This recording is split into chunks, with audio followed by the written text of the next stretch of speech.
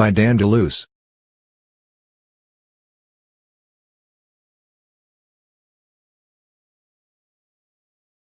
Washington, Democratic lawmakers leading key House National Security Committees accused President Donald Trump Thursday of keeping Congress in the dark about his administration's talks with North Korea and the state of the regime's nuclear weapons program.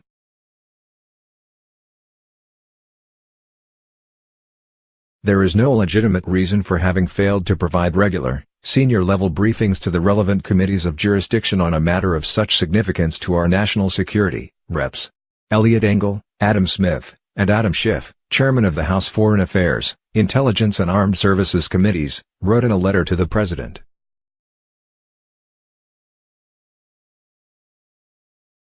The lawmakers said our ability to conduct oversight of U.S. policy toward North Korea on behalf of the American people has been inappropriately curtailed by your administration's unwillingness to share information with Congress.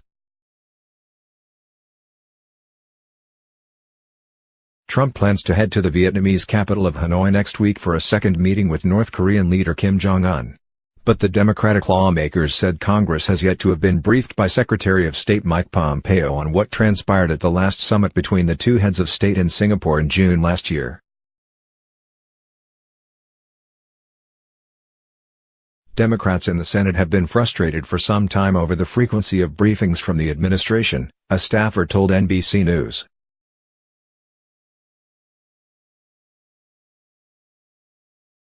But the Republican chairman of the Senate Foreign Relations Committee, Senator Jim Risch of Idaho, disagreed.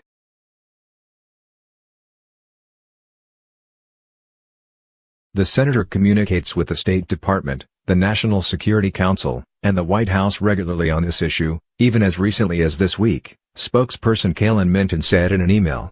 So needless to say, he has a different view.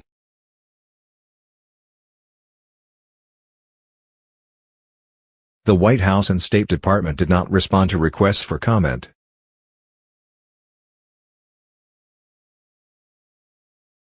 In their letter to the president, the Democrats cited recent comments from top intelligence officials and military leaders that North Korea was unlikely to completely abandon its nuclear weapons arsenal, saying it contradicted the president's portrayal of the negotiations.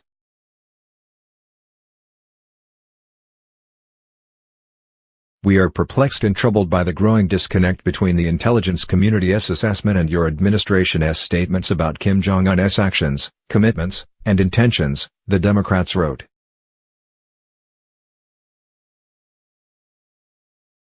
The lawmakers renewed a demand to provide members of Congress and staff access to information on North Korea's nuclear and conventional weapons program.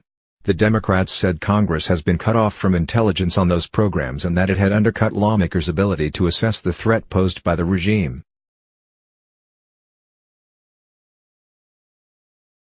The Democratic chairs also said the administration has failed to abide by the defense authorization law that required the Secretary of Defense to deliver a report to Congress by October 2018 on North Korea's nuclear program, which was supposed to serve as a baseline for progress in any talks with Pyongyang.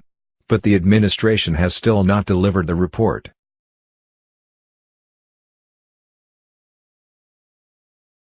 At the summit in Hanoi, Trump will try to persuade North Korea to agree to concrete steps to abandon its nuclear weapons program, but the two sides have so far failed to agree on a definition of what denuclearization should entail. I don't know if North Korea has made the choice yet to denuclearize, but the reason why we re-engaged in this is because we believe there is a possibility that North Korea can make the choice to fully denuclearize, a senior administration official, who was not authorized to speak on the record, told reporters on Thursday.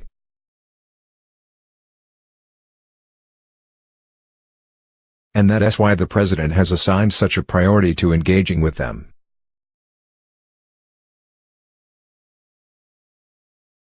Trump has said that North Korea's decision not to carry out missile and nuclear testing in recent months, and his rapport with Kim, offers proof that his approach is making diplomatic progress.